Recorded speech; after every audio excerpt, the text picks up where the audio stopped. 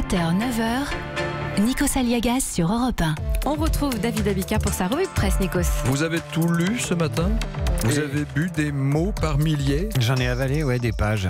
Pages et des pages. On Salut, vous écoute. Nikos. Bonjour David. Bonjour Céline, bonjour à tous. J'espère que vous m'entendez bien parce que ce matin dans la presse, j'ai été piqué par le prix à payer pour entendre et être entendu. Ce prix à payer, c'est 19,90 €. Les prothèses auditives dans la chaîne de supermarchés Lidl. C'est ce que nous révèle le Parisien aujourd'hui en France, alors qu'habituellement, les amplificateurs auditifs, ce qu'on appelait aussi les sonotones, sont vendus autour de 300 €, voire plus. Alors qu'est-ce que ça vaut les prothèses auditives à prix cassé à 19,90 €? Eh bien, la direction de la concurrence estime qu'elles ne sont pas adaptées aux pathologies auditives, mais fournissent une aide ponctuelle. Alors pourquoi je vous parle de ça ? Parce que des amplificateurs, il y en a plein à la presse ce matin. Alors c'est pas tous les mêmes. À commencer par la pétition pour une baisse des carburants sous laquelle le président de la République a répondu lui-même hier sur Internet. Votre message, je l'ai entendu, a-t-il écrit aux millions. Non, bien sûr.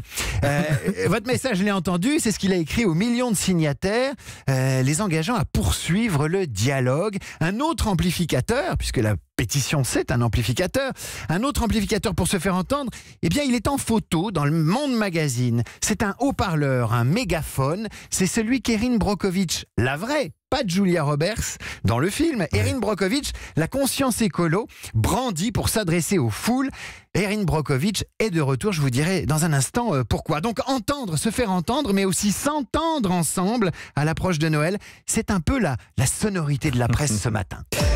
On va démarrer avec une bonne nouvelle, David, pour la paix des familles et des ménages. Peut-être les 18-24 ans s'entendent bien avec leurs parents. Eh ben oui, certains qu'à Noël on parlera politique, on parlera des gilets jaunes autour de la dinde, peut-être se déchirera-t-on entre générations sur l'état du pays.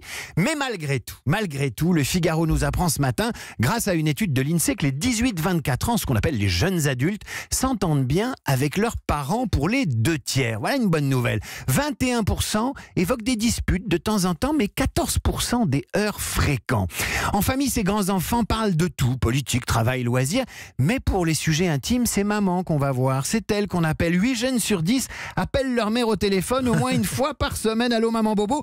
Mais ce qui interpelle dans cette étude, c'est que dans les familles où les 18-24 ans sont au chômage, les conflits avec papa-maman, c'est injuste, mais ils sont plus fréquents. La séparation des parents accentue également les tensions. Pire que ça, quand la famille s'entend bien, les aides financières versées par les parents à leurs grands-enfants atteignent 320 €. En revanche, dans les familles où le climat est pas bon, on passe à 200 € d'aide. C'est presque injuste, c'est injuste. Ce qui fait dire à un expert interrogé par le Parisien aujourd'hui en France que la circulation de l'argent dans une famille est un révélateur, parmi d'autres, de la bonne communication. C'est un peu comme un pays d'ailleurs. Quand l'argent circule et qu'il est redistribué, généralement l'ambiance est meilleure, on s'entend mieux et on n'a pas à se faire entendre. Et la circulation de l'argent, c'est aussi un enjeu pour les commerçants, et ce à l'approche des fêtes de Noël. Moins de cadeaux sous le sapin, c'est la une du Courrier de l'Ouest ce matin qui nous promet un Noël assez frugal. Cette année, les Français ont prévu de dépenser 85 € de moins que l'an dernier. Ça explique ce titre en une du Courrier Picard. Les commerçants rient jaune.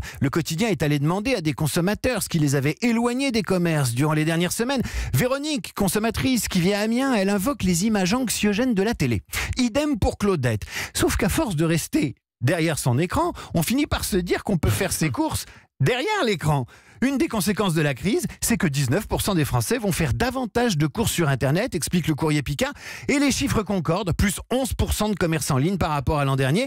Et puisqu'on parle psychologie, il faut lire aussi ce matin le Télégramme, qui relate les angoisses des employeurs et les craintes de 3 Français sur 4 à l'approche de cette échéance du prélèvement à la source, qui pourrait elle aussi peser sur la consommation. En tout cas, ce qui marchera toujours, mon cher David Bicker, c'est la nostalgie. Et c'est vrai qu'on a de la nostalgie quand on ouvre le Monde Magazine cette semaine. Vous pourrez le lire ce week-end. On ne s'attend pas à tomber sur Erin Brockovich, la vraie, celle qui fut interprétée à l'écran il y a 19 ans par Julia Roberts. Je suis encore amoureux. La lanceuse d'alerte qui avait dénoncé la pollution des eaux de Californie revient sur les lieux de l'incendie géant qui vient de ravager le nord de l'État.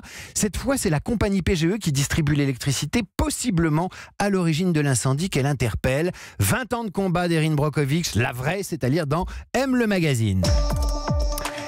Et mon cher Nikos, puisque je vous parlais il y a 3 minutes d'écoute et à l'instant de nostalgie, je vous invite à lire Marianne, qui fait pour nous la playlist de ses chansons innocentes hier et incorrectes aujourd'hui. Des chansons qui, avec le temps, sont devenues homophobes, Garogori de Brassens, misogynes, J'aime regarder les filles de Patrick Coutin, Vous le faites bien. anti-animal, Mon truc en plume de Zizi Jeanmaire. Tout ça, c'est devenu politiquement incorrect. Faut les enterrer, ces tubes qu'on ne saurait entendre sans provoquer la colère des ligues de vertu, nous dit Marianne. Heureusement, Sud-Ouest fait ce matin la une de ces chanteurs disparus qui cartonnent. Pourquoi ? Parce qu'ils sont morts en fait. Et qu'ils ne dérangent plus personne. Johnny, Michael Jackson et Claude François. Attention, un titre particulièrement politiquement incorrect de Claude François. Vive le vent, vive le vent, vive le vent d'hiver.